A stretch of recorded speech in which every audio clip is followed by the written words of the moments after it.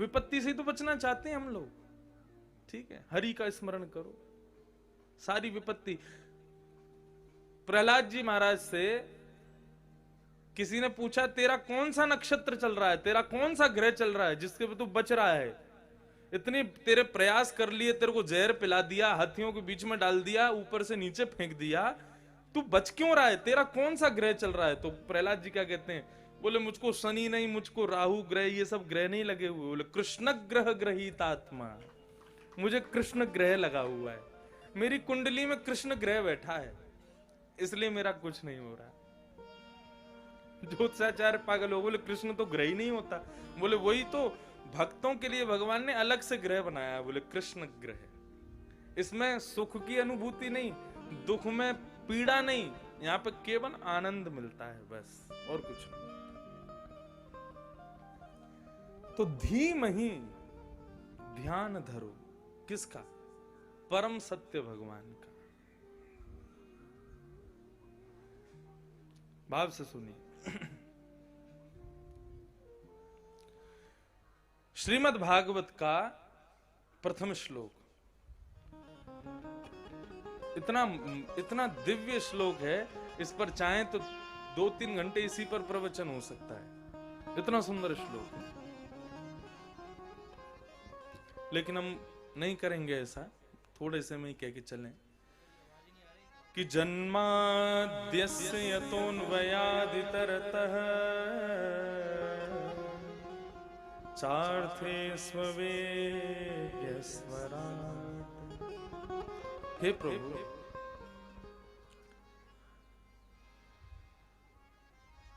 अन्वयाद इतरतः, आप जन्म लेते भी हैं लेकिन जन्म से आपका कोई मतलब भी नहीं होता है। एक प्रकार से देखा जाए तो ये श्लोक पूरा भूल भुलैया जैसा है, आप इसमें अगर ज्यादा खो गए तो इसी में ही खोते रह जाओगे, ऐसा श्लोक, मतलब रम जाओगे, खोगे नहीं। आप जन्म भी लेते हो और वैसे आप अजन्मा हो, आपका जन्म नहीं होता, लेकिन फिर भी आप जन्म क्यों लेते हो? और भगवान जन्म लेते हैं तो ऐसा नहीं कि बस जन्म लेने से 5 मिनट पहले गर्भ में आ गए और प्रकट हो गए, नहीं, 9 महीना पहले भगवान आते हैं। और 9 महीना जिस प्रकार बालक अपनी माता के गर्भ में रहता है, ठीक वैसे ही भगवान भी मातृगर्भ में निवास करते हैं, और उसके बाद में जन्म लेते हैं। कुंती ने स्तुति अपनी गाई, और कुंती स्तुति में बताती है कि भगवान का जन्म क्यों हुआ। बोले कई लोग समझते हैं आपका जन्म हुआ है राक्षसों के मर्दन के लिए, बड़े बड़े असुरों को मारने के लिए आपका प्रादुर्भाव हुआ है, लेकिन कुंती इस बात को भगवान से कह रही है, बोले प्रभु आपका जन्म राक्षसों को मारने के लिए नहीं है। तो बोले किसके लिए जन्म हुआ है? बोले तथा परमहंसानाम मुनीनाम अमलात्मनाम भक्ति योग विधानार्थम कथम पश्येम स्त्रियः। क्या कह रही है कुंती? आपका जन्म राक्षसों को मारने के लिए नहीं हुआ। इस बात का प्रमाण देती है वाल्मीकि रामायण। एक प्रसंग है वाल्मीकि रामायण का कि जब विभीषण भगवान की शरण में आया तो विभीषण को आते देख भगवान श्री राम ने विचार किया क्या करें, इसको अपना लें कि छोड़ दें। भगवान बोले इतनी फौज है हमारे साथ, इन्हीं से पूछते। जामवंत जी से पूछा, बोले क्या करें इसको, ये विभीषण है रावण का भाई है, इसको रखना चाहिए कि नहीं? बोले प्रभु देख लो, आपको जैसा उचित लगे, वैसे तो नहीं रखो तो ही अच्छा, शत्रु पक्ष का है। अंगद से पूछा तुम बताओ। अंगद बोले कि मैं जामवंत जी की बात से सहमत हूं, इसको नहीं रखना चाहिए।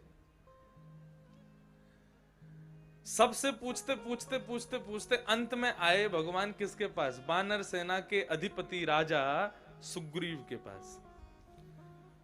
और राम जी ने सुग्रीव जी से पूछा, बोले तुम जो कहोगे वही निर्णय होगा, बताओ विभीषण को रखना चाहिए कि नहीं? सुग्रीव का तो सीना चौड़ गया, बोले पूरी ये वानर मंडली के आगे भगवान ने मुझसे पूछा, मैं जो कहूंगा वही होगा। विभीषण ने बुद्धि से नहीं बोला, सुग्रीव ने, और बस ऐसे ही बोल दिया अपने प्रशंसा के लिए, अपने मान बढ़ाने के लिए। बोले प्रभु देखो, कुछ भी हो, रक्त तो एक ही है रावण का और विभीषण का, रक्त संबंधी हैं ये दोनों। मैं वानर सेना का अधिपति होने के नाते आपसे बस यही प्रार्थना करूंगा कि यदि हम चाहते हैं कि कुशलता से सीता जी हमको मिल जाएं, उसके लिए इसकी सहायता तो बिल्कुल मत लीजिएगा, इसको मत अपनाइए। और विभीषण का, वो सुग्रीव का अंतिम बात सुनकर के भगवान श्री राम बोले ठीक है। और क्या किया, बोले लौट करके गए और विभीषण को उठा करके गले लगा लिया और गले से लगा करके उसका स्वागत किया, आओ हमारी सेना में तुम्हारा स्वागत है। अब ये देख करके तिल मिला गया सुग्रीव, बोले हमारी जब बात माननी नहीं थी तो फिर हमसे पूछा क्यों? और पूछने के बाद में जब हमने आज्ञा कर दी कि भाई मत बुलाओ, तो फिर इन्होंने बुलाया क्यों? मतलब इनका पहले से ही मन था विभीषण को रखने का, वो तो मेरी बात बिगड़ जाए सबके सामने, उसके लिए इन्होंने मुझसे पूछा। सुग्रीव ने अपनी सेना से कह दिया, बोले हम इनकी सहायता नहीं करेंगे, ये अकेले सीता जी को खोजना है। यहां तक बात पहुंच गई। भगवान श्री राम तक जब ये बात पहुंची कि विभीषण और सुग्रीव कह रहा है कि अकेले खोजिए आओ सीता जी को, हम नहीं जाएंगे साथ में, तो भगवान श्री राम को पहली बार क्रोध आया संपूर्ण रामायण में, वाल्मीकि रामायण में। और राम जी गए और जाकर के सुग्रीव को कहते हैं, ए सुग्रीव इधर आओ, तुम क्या सोचते हो कि तुम्हारे बगैर रावण का वध नहीं कर पाएंगे हम? अरे सुग्रीव, इस मति में मत रहना कि तुम्हारे बगैर रावण नहीं मरेगा। ये जितनी देर में लक्ष्मण अपनी पलक नीचे करता है ना, इतनी देर में रावण जैसों का चुटकी बजा करके वध कर देते हैं हम। और हमारी इच्छा नहीं होना तो रावण जैसा कभी जन्म ही नहीं लेगा। भगवान की इच्छा ना हो तो बताओ रावण जन्म ले सकता है? नहीं ले सकता। बोले सारी लीला मेरी इच्छा से हो रही है। यदि मैं इच्छा कर लूं कि रावण की मृत्यु हो जाए तो मेरी इच्छा मात्र से रावण मर जाएगा। तुम्हारी सेना की जरूरत चाहिए मुझे, वो तो तुम लोगों के कोई पुण्य हैं जो तुमको लक्ष्मण का और मेरा सानिध्य मिल रहा है, इसलिए तुम लोग हमारे साथ चल रहे हो, नहीं तो हमको तुम्हारी आवश्यकता क्या पड़ेगी। उस बात का स्मरण करके कुंती भगवान से कहती है, बोले प्रभु आपने रामचरित्र में जो ये भाव कहा उससे मुझे एक बात समझ आई। बोले क्या? कि राक्षसों को मारने के लिए तो नहीं आए आप, क्योंकि उनको तो आप वहीं बैठे बैठे भी मार सकते हो। भगवान बोले तो फिर हम क्यों आए? बोले आप हम भक्तों के लिए आए हो, क्योंकि राक्षस को आप चिंतन से मार सकते हो लेकिन भक्त को दर्शन चिंतन से नहीं दे सकते आप। अब सबरी के बेर ठाकुर जी चिंतन से खा सकते हैं? नहीं खा सकते। हनुमान के हृदय को प्रसन्नता देना, उसके कंधे पर बैठ करके अपने अंग का स्पर्श प्रदान करना, भगवान कहते हैं ये चिंतन से नहीं दे सकता मैं, इसके लिए तो मुझे प्रकट होना पड़ेगा। वही बात कुंती कहती, बोले आपका प्रादुर्भाव प्रभु हमारे लिए हुआ है कि यथा परमहंसानां मुनीनां ममलात्मनां भक्ति योग विधानार्थं कथम पश्येम स्त्रियम्। हम भक्तों के लिए आप प्रकटे। अभी श्रीनाथ जी, एक बार बंधुओं मैं प्रार्थना करूं आप सबसे, वृंदावन आप लोग सब जाते ही हैं, अयोध्या आप सब लोग जाते ही हैं, एक बार समय निकाल करके यहां से सीधा फ्लाइट जाता उदयपुर, और उदयपुर से एक बार नाथ द्वारा जरूर जाइए। हमारे ब्रजमंडल में, मैं किसी देव की निंदा नहीं कर रहा हूं, मैं हमारे ब्रज से ज्यादा श्रेष्ठ कोई है ही नहीं पूरी दुनिया में, नाथ द्वारा भी नहीं है। लेकिन नाथ द्वारा में जो राजा बैठा है ना, नाथ द्वारा का, वो कौन है? हमारे ब्रजमंडल में जितने भी ठाकुर प्रकट हुए, देखो बिहारी जी हुए, श्री राधारमण जी हुए, राधा वल्लभ जी हुए, राधा गोविंद देव जी हुए, जितने भी ठाकुर मदन मोहन आदि जितने भी हुए, सब केवल प्रकट होकर के विराजमान हो गए, लीला किसी ने नहीं की। गोपाल भट्ट गोस्वामी जी ने खूब कीर्तन किया, खूब भजन किया, उनकी भजन से प्रसन्न होकर के शालिग्राम में से भगवान राधा रमण प्रकट हो गए, प्रकट होकर विराज गए, लेकिन कोई लीला नहीं की उन्होंने। स्वामी श्री हरिदास जी महाराज के सुंदर कंठ को श्रवण करके निधिवन में वृंदावन बिहारी लाल प्रकट हो गए, लेकिन कोई लीला नहीं की उन्होंने। श्री हित हरिवंश महाप्रभु के सुंदर सेवा प्रणाली, पूजा प्रणाली, ज्ञान प्रणाली से प्रसन्न होकर के भगवान श्री राधा वल्लभ लाल प्रकट हो गए, लेकिन लीला नहीं की। इस कलयुग में, कलिकाल में, आज से 500 वर्ष पहले यदि किसी ने लीलाएं की हैं तो वो हैं श्रीनाथ जी, श्री गोवर्धन नाथ। चोरी करी है, बिल्कुल जैसे ठाकुर जी ने द्वापर में चोरी की, वैसे ही चोरी श्रीनाथ जी ने की है अपने वृंदावन में। दही की, मक्खन की खूब चोरी की।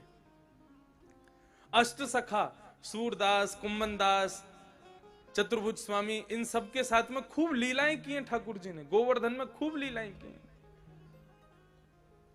और लीलाओं की तो क्या बताऊं मैं आपको उनकी। औरंगजेब के जमाने में भगवान गोवर्धन में विराजते थे। श्रीनाथ जी गोवर्धन में पहले रहते थे। यहाँ 350 वर्ष पहले नाथ द्वारा आए उदयपुर के पास, पहले वहीं थे गोवर्धन में। सायंकाल का समय और जोर जोर से चिल्लाने लगे, बोले अरे औरंगजेब आ रहा है, औरंगजेब आ रहा है, मुंह को लेके चलो, मुंह को लेके चलो, मुंह को लेके चलो, भगवान कहने लगे। अब भगवान के जो सखा कुम्मनदास आदि और वे सब कहने लगे अरे कहां लेके चलें? बोले जल्दी करो, ये मिलेच्छ आके मेरा स्पर्श कर देगा, मैं अपवित्र हो जाऊंगा, मुझे लेके चलो यहां से। और त्रिलोकीनाथ, त्रिलोकीनाथ कह रहा है कि मुझे उससे बचा के लेके चलो। सब कहने लगे कहां ले जाएं, कैसे ले जाएं? बोले तुम्हारे लिए तो बढ़िया पालकी चाहिए, तुम्हारे लिए बढ़िया आसन गद्दावादी सब चाहिए। बोले उसकी आवश्यकता नहीं है, जो मिल जाए उसमें लेके चलो। सद्दू पाने जिसके यहां भगवान श्रीनाथ जी प्रकट हुए ऊपर पर्वत पर, सद्दू पाने बोला कैसे लेके चलें? बोले मेरे यहां एक पड्डा है, पड्डा मतलब भैंस का बेटा, भैंस का जो पुत्र होता है उसको पड्डा बोलते हैं। बोले मेरे यहाँ एक पड्डा है। तो श्रीनाथ जी कहे, बोले हाँ ठीक है, पड्डा लिया, उसी पे बैठ के चलेंगे हम। पड्डा लेके आए, उसकी पीठ पर खूब इत्र लगाया, इत्र लगा करके मखमली चादर आदि बिछाई, उस पर इत्र वित्र लगाया, उस पर श्रीनाथ जी बैठे और बोले भागो यहां से, बोले मिलेच्छ आ रहा है, औरंगजेब आ रहा है, आके मंदिर तोड़ देगा, स्पर्श कर देगा हमारा, भगो यहां से। और तोड़ का धना, तोड़ कहते हैं कांटे, कांटों के वन में होकर के भगवान गए। अब सबके हाथ छिल गए, पांव छिल गए, सबके इतने कांटे लगे। वहां एक संत विराज रहे थे, उनके चबूतरे पे जाकर के श्रीनाथ जी बैठ गए और बोले मुंह को बहुत जोर से भूख लगी है, भोजन दो। श्रीनाथ जी में 8 बार भोग लगता है सुबह से शाम तक, 8 बार। इतनो खावे हमारो भगवान, पूरे दिना चरे, पूरे दिना खामे। बोलनी नहीं चाहिए। भक्तमाल में तो एक कथा आती है, अभी सुनाऊंगा मैं किसी दिन। वहां भगवान को किसी ने कह दिया बहुत पेटू हैं, तो भगवान उसको छोड़ के चले गए थे। भगवान बोले हमारे भोजन पर कुछ मत का करो,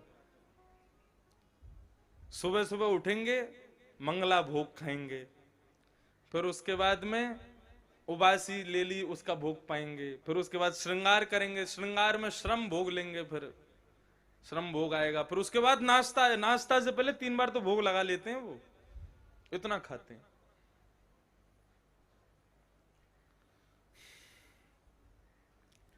तो उसके यहां पहुंच गए, बोले भोग ला। अब सब कुम्मनदास जी वगैरह सब बोले, बोले महाराज ये छोटे मोटे भोजन थे तो आपको पेट भरे ना है, अब यहाँ तोड़ के दे, कांटे के जंगल में आपके लिए भोग कहां से लाएं? बोले संत की कुटिया है, इससे मांग के लाओ। संत के यहाँ पहुंचे, बोले महाराज कुछ भोग प्रसादी मिलेगी। बोले किसके लिए चाहिए? बोले श्रीनाथ जी आए हैं। ओ हो, उसके तो रोम रोम नृत्य करने लगे, वो श्रीनाथ जी पधारे। दौड़ करके आया, चरणों में प्रणाम किया, जय हो श्रीनाथ जी, आप पधारे। ये कृष्ण के बाल स्वरूप हैं जो कलयुग में प्रकट हुए। चरणों में प्रणाम किया, बोले कि भैया तुम्हारे यहाँ कुछ हो तो हमको खवाओ। साधारण से टिक्कर, और ठाकुर जी ने कैसी साधारण सी सब्जी से, और जाने सब्जी से खाए थे जाने बूरे से, किससे प्रसाद वहां पे टिक्करों का भोग लगाया। हाँ, टेंटी के अचार से, टेंटी के अचार से, टेंटी के अचार से टिक्कर खाए ठाकुर जी ने। भूसी की रोटी भूसी की रोटी कभी नहीं खाते होंगे ठाकुर जी, वो खाए वहां पे। और वो खाने के बाद में, भोजन अरोगने के बाद में फिर क्या कह रहे हैं, बोले अब जय जय अब कहां चलें, बोले चलो वापस गोवर्धन।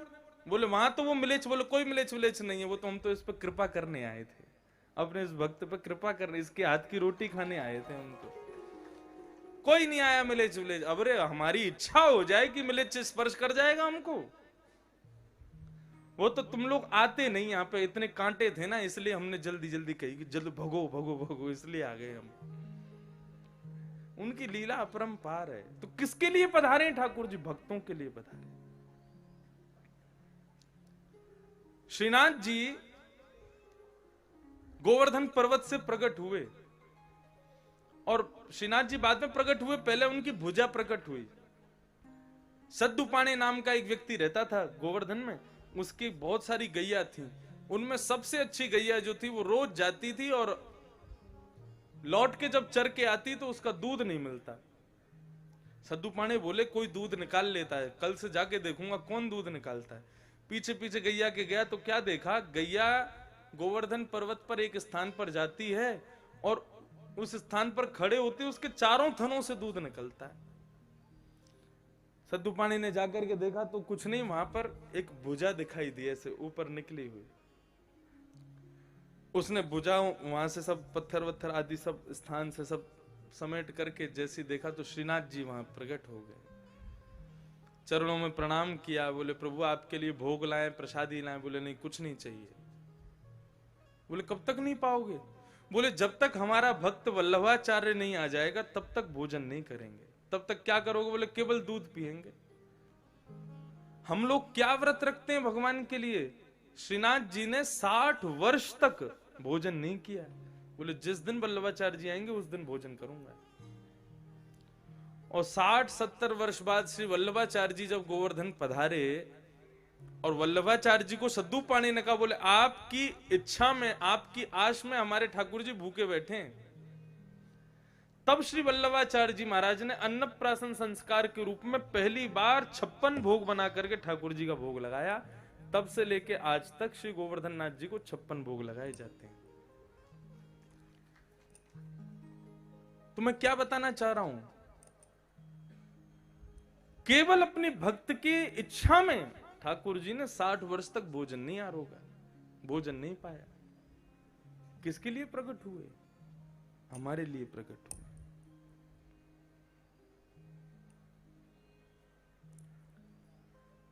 तो प्रभु आप अजन्मा हो, लेकिन फिर भी ऐसे भयंकर मातृ गर्भ में आप आते हो। किसके लिए? केवल भक्तों के लिए। बिल्डिंग के नीचे एक ऐसा कमरा जहां पर पूरी बिल्डिंग का सीवर आता हो, सब गंदगी आती हो, बाथरूमों का पानी आता हो, ऐसे स्थान पर आप नहीं जाओगे। कोई कितना भी रुपया दे, आप क्यों जाओगे गंदगी में? लेकिन उससे भी ना जाने 100 गुना ज्यादा भयावह दृश्य होता है मातृ गर्भ के भीतर का। ऐसे अपवित्र स्थान में मलमूत्र आदि के बीच में भगवान 6 महीने तक रहते हैं, 9 महीने तक रहते हैं। किसके लिए? केवल भक्तों के लिए। इसलिए जन्माद्यस्य यतोऽन्वयाद् इतरतः, आप जन्म नहीं ले सकते प्रभु, आप जन्म लेते ही नहीं, आप अजन्मा हैं, लेकिन फिर भी वो अजन्मा जन्म लेता है भक्तों के लिए। कितनी कृपा भगवान हम पर करते हैं। कभी कभी तो ये विचार करने में आता है हम भगवान के भक्त हैं कि भगवान हमारे भक्त हैं।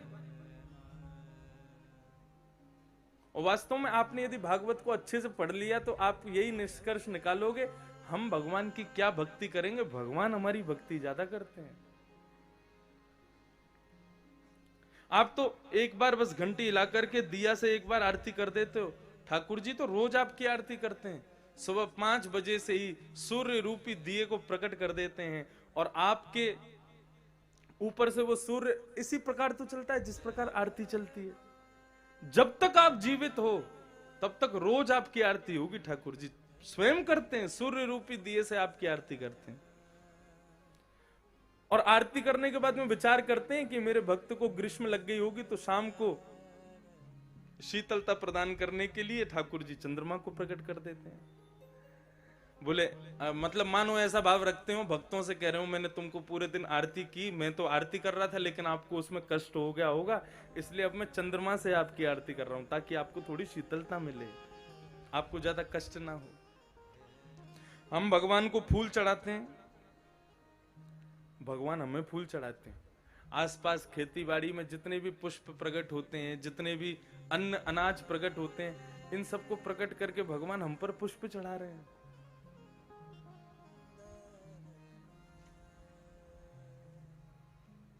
वास्तव में 5 वर्ष हो गए कथा करते हुए, 5 हो जाएंगे इस साल जुलाई में। निष्कर्ष यही निकला कि भगवान के भक्त भक्त नहीं है, भक्तों के भक्त भगवान है। अहम भक्त पराधीन, भगवान स्पष्ट रूप से कहते हैं श्रीमद् भागवत में, मैं अपने भक्त के अधीन हूं। पूरा विश्व मेरे अधीन है, लेकिन मेरा भक्त जो चाहता है मैं वही करता हूं, मैं वैसे ही रहता हूं। बस भाव होना चाहिए।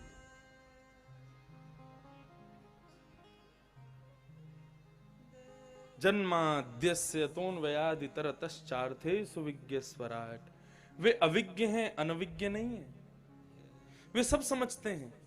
आप उनको कोई बात कह देते हो कि मैं दुखी हूं, मेरे पास ये नहीं है, ये नहीं है, भगवान कहते हैं मुझे सब पता है, मुझे आकर के बताओ मत। ठाकुर जी से सदैव जाकर के यही बात कहनी चाहिए, प्रभु आप अविज्ञ हैं, आप सब जानते हैं कि कैसा मेरा जीवन, कैसा मेरा परिवार, बस जो मेरे लिए उचित हो वो मेरे साथ कीजिए।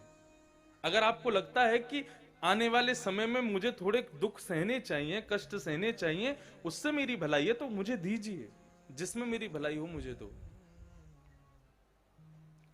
कष्ट से दुख से बचने वाले लोग कान खोल के सुनिएगा, जो हमेशा ये चाहते हैं कि हमारे जीवन में कभी विपत्ति नहीं आवे, वे लोग सावधानी से सुनिएगा। विपत्ति क्या है, कष्ट क्या है? जिस प्रकार विद्यालय में पढ़ने वाले विद्यार्थी को एक दिन परीक्षा देनी पड़ती है, ऐसे ही संसार में जन्म लेने वाले मनुष्य को विपत्ति रूपी, कष्ट रूपी परीक्षाएं देनी ही पड़ती हैं। उनसे आप बच नहीं सकते। आप भगवान से यदि कह रहे हो कि मेरे सारे कष्ट दूर कर दो, तो एक प्रकार से वही भाव हो गया कि आप अपनी कक्षा में बैठे हुए और परीक्षा देते हुए और अपने शिक्षक से कह रहे हो कि कुछ ऐसा कर दो कि मुझे पेपर नहीं देना पड़े और मैं पास भी हो जाऊं। कैसे हो जाएगा? वो तो 2 नंबर का काम हो गया ना। आपने पैसा वैसा देकर के और डिग्री हासिल कर ली तो वो श्रेष्ठता थोड़ी है। समझ में आ रही है ना बात? विपत्ति, आपत्ति, संकट, ये सब क्या है? ये भगवान के द्वारा दी गई, भेजी गई परीक्षाएं हैं, उनको पास करो। स्वामी विवेकानंद कहते हैं, यदि एक भी दिन आपके जीवन में कोई प्रतिकूलता आप नहीं देखते, प्रतिकूलता मतलब जैसा आपने सोचा है उससे विपरीत, और जिसमें आप सहज नहीं हो, जिसमें आपको प्रसन्नता नहीं है, ऐसी स्थिति यदि आप रोज नहीं देखते हो तो समझो आप कुछ गलत कर रहे हो। स्वामी विवेकानंद कह रहे हैं, रोज अच्छा देख रहे हो, रोज अच्छा खा रहे हो, रोज अच्छा पी रहे हो, रोज प्रसन्न हो, रोज खुश हो, तो तुमको टेंशन होनी चाहिए कि भाई सब कुछ इतना बढ़िया क्यों हो रहा है।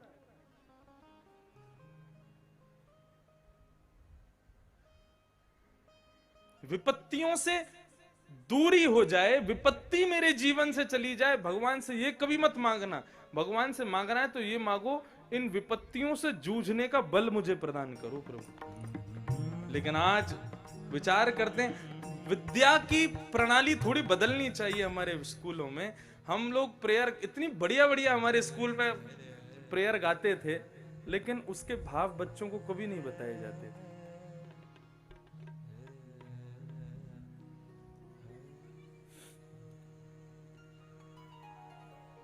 थॉट्स भी रोज बोलते थे स्टेज पर खड़े होकर के, उसमें भी कोई फालतू की बात ही चलती थी, बच्चों का ध्यान ही नहीं होता था। हम तो अभी बहुत जल्दी में ऐसा शुरू करने वाला हूं। मेरा बहुत मन है कि दुनिया भर के कथाकार कोई मंदिर बना रहे हैं, कोई ये बना रहे हैं, कोई वो बना रहे हैं, कोई वो बना रहे हैं, लेकिन भारत का भविष्य कौन बना रहा है? कोई भी नहीं।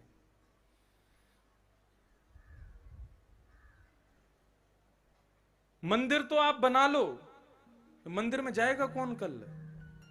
यदि बालकों में शिक्षा ही नहीं है, बालकों में संस्कार ही नहीं है, तो उन मंदिरों के दर्शन करेगा कौन? आज राम मंदिर का बिल पास हो गया, सब बड़े प्रसन्न हैं, खूब खुश हैं, लेकिन मैं उस दिन भी यही विचार कर रहा था कि जहां तक है मेरी पीढ़ी तक के बालक भी चले जाएंगे, लेकिन अब जो बालक हो रहे हैं वे तो ये भी नहीं जानते रामकृष्ण में भेद क्या है। ये लोग जाएंगे मंदिर?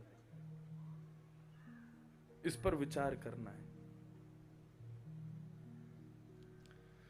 शिक्षा प्रणाली में हमने स्कूल में देखा 8 पीरियड होते हैं, उसमें अंग्रेजी, हिंदी, संस्कृत और सोशल साइंस, और फिर बड़ी क्लास में चले जाते हैं तो उसके भी अलग अलग रूप हो जाते हैं, बायोलॉजी अलग होती है और पीसीएम अलग होती है, अलग अलग सबके रूप होते हैं।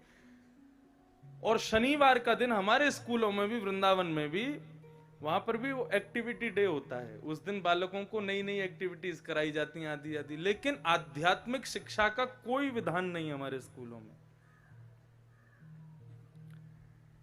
एक पीरियड भी ऐसा रख दिया जाए कि उसमें बालक को केवल यही बताया जाएगा राम कौन है, कृष्ण कौन है, महाभारत क्या है, भगवत गीता क्या है, भागवत क्या है, हमारे उत्सव, ये रक्षाबंधन क्यों, दीपावली क्यों, होली क्यों, ये त्योहार क्यों, माता पिता को प्रणाम क्यों, बहनों को इतना सम्मान क्यों, ये सब बातें संस्कारों की उस पीरियड में हर दिन बताई जाए। और उसका कोई पेपर एग्जाम वगैरह नहीं रखो, बच्चों को प्रलोभन दे दो, बोले ये क्लास में जो बालक बैठेगा उसके एग्जाम में इतने प्लस मार्क्स मिलेंगे, बैठने मात्र के। तो किसी ना किसी भाव से बालक बैठेंगे जाकर के, थोड़ा रुझान बढ़ेगा, संस्कार आएंगे, थोड़ा बढ़ेंगे आगे। लेकिन कोई रुचि नहीं किसी में भी। बच्चों की तो बहुत दूर की बात, बच्चे तो चाहते हैं हमें संस्कार आवे, लेकिन माता ही अपने बालकों को ऐसे स्कूल में नहीं भेजना चाहते जहां पर थोड़ा भी। हमारे स्कूल वृंदावन में 2-3 गुरुकुल हैं। गुरुकुल क्या, पढ़ाई तो पूरी सीबीएसई बोर्ड की है, लेकिन वहां पर सामवेद गुरुकुल है, एक इस्कॉन मंदिर का गुरुकुल है। वहां पर अंग्रेजों के बच्चे पढ़ते हैं, हिंदुओं के बच्चे ही नहीं पढ़ते। क्यों? बोले क्योंकि स्कूलों में नियम है, यूनिफॉर्म क्या है, धोती, कुर्ता और चोटी और तिलक, ये यूनिफॉर्म है स्कूल की। तो बच्चों को चोटी रखनी पड़ेगी, धोती पहननी पड़ेगी, इस डर के कारण हिंदू अपने बच्चों को नहीं भेजते, ब्रज के ही लोग अपने बच्चों को नहीं भेजते। हमारे घर के बिल्कुल बगल में है अंग्रेज मंदिर, और उसके बगल में ही वो गुरुकुल। सुबह सुबह कभी कहीं कथा में जाते हैं या कहीं से आते हैं तो देखते हैं, खुशी तो होती है, इतने सारे बच्चे धोती पहन करके और बढ़िया महामंत्र का जाप करते हैं, ये उनकी प्रेयर है महामंत्र, और वो करके फिर विद्यालय में पढ़ने जाते हैं। लेकिन दुर्भाग्यवश एक भी हिंदू नहीं है उनमें, बहुत कम, 10-5 बालक होंगे बस। और वृंदावन का सबसे ज्यादा हाई स्कोर करने वाला स्कूल है वो, सबसे ज्यादा परसेंटेज आते हैं बच्चों के, लेकिन एक भी हिंदू नहीं। क्यों? बोले चोटी रखनी पड़ेगी बच्चों को, इसलिए नहीं भेज रहे। तो 4 थे स्वविज्ञ स्वराट। हम अपने विषय पर चलें। भगवान अविज्ञ हैं, अनविज्ञ नहीं है। वो सब जानते हैं तुमको क्या जरूरत है, क्या नहीं है। जीवन में जो कुछ भी हमारे साथ हो रहा है, चाहे वो अच्छा है चाहे वो बुरा है, उस सब में हमारी भलाई ही है, इसीलिए वो हमारे साथ हो रहा है। भगवान के सामने रो करके, उनको बार बार बता करके आप ये कहना चाह रहे हो कि आप जो कर रहे हो वो मेरे लिए गलत है? नहीं, वो जो सोच रहे हैं, जो कर रहे हैं, वो उसी में आपकी उचितता है, उसमें भलाई है। किसान बेर के पेड़ के नीचे सो गया और बेर को देखते हुए बोला, बोले भगवान में भी बुद्धि कम है। क्यों? बोले बेर इतना मीठा लेकिन आकार कितना छोटा सा, अरे बड़ा होता इसको खाने में आनंद आता। भगवान ने भी बुद्धि नहीं लगाई बिल्कुल भी, और ऐसा सोच के सो गया। तो बेर ऊपर से टपक के उसकी नाक पे गिरा। अब छोटा सा बेर नाक पे गिरा तो बेर को हाथ में लेकर के बोलता, नहीं भगवान अच्छा किया आपने छोटिया बनाया, ये बड़ा बनाया होता मेरा मुंह टूट गया होता है। एक एक स्थिति भगवान ने बहुत विचार से बनाई है, बहुत सोच समझ के बनाया है। किसी के अंदर दुर्गुणता है ना, तो वो भी भगवान ने दी है उसमें। खैर ये बात का तो शास्त्र विरोध करते हैं कि भगवान किसी को दुर्गुणता कभी नहीं देते। दुर्गुणता अपनी संगत से मनुष्य लाता है। और ये प्रसंग कहां सिद्ध होता है? जब पृथ्वी ने ब्रह्मा जी से शिकायत की, किसकी? रावण की। बोले आपने इतना बड़ा राक्षस मेरे ऊपर भेज दिया है, इतना दुराग्रही, इतना दुराचारी राक्षस, हे ब्रह्मा तुम ऐसे इंसानों को बनाते ही क्यों? तब ब्रह्मा क्या कहते हैं? वो देवी रावण का पूरी बायोग्राफी चेक करना जरा, उसका कुल बताओ कौन से कुल में हुआ। बोले पुलस्त्य ऋषि का नाती है। जाति बताओ, ब्राह्मण है। और विद्याध्ययन बताओ। भगवान, कल मैं बता रहा था, भगवान शिव के डमरुओं से संस्कृत के अक्षर प्रकट हुए, 14 सूत्र जिनसे संस्कृत व्याकरण प्रारंभ हुई। वे डमरू भी इसको देख करके नाद करना प्रारंभ कर देते थे। इसकी वाणी से ऐसे शब्द निकलते थे। विद्वत्ता में कोई पराकाष्ठा नहीं थी रावण की, लेकिन हर चीज में राम से आगे, लेकिन चरित्र में राम जी से 1 इंच पीछे है बस। और पीछे क्या कहें, पूरा 0 ही है चरित्र में। तो बस चरित्र के कारण संपूर्ण उसका जीवन बर्बाद हो गया। और वो चरित्र उसका दुराग्रही हुआ कैसे? बोले संगत के कारण, कुसंग के कारण। भगवान अविज्ञ हैं, अनविज्ञ नहीं। वो सब जानते हैं हमें कब क्या करना है, कैसे करना है, क्या होना चाहिए। इसलिए जो कुछ भी जीवन में आपके आ रहा है, घटनाएं हो रही हैं, सबको स्वीकार करो। तेने ब्रह्म हृदय आदि कवये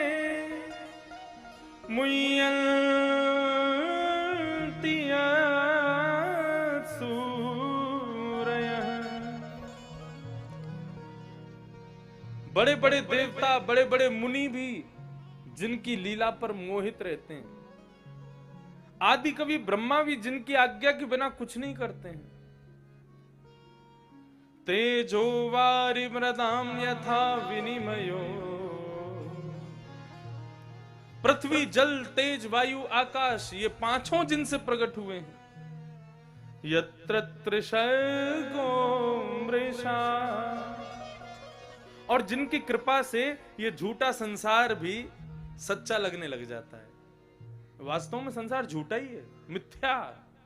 सब कुछ यहां पे झूठा है। आप मुझे देख रहे हो, ये झूठ है, लेकिन सुन रहे हो, कथा सुन रहे हो, ये सच है। फालतू की कोई बकवाद यहां पर होने लग जाए तो वो भी झूठी समझना। संसार में प्रत्येक वस्तु मिथ्या है, लेकिन सब सत्य प्रतीत होती है। क्यों? भगवान की माया की वजह से।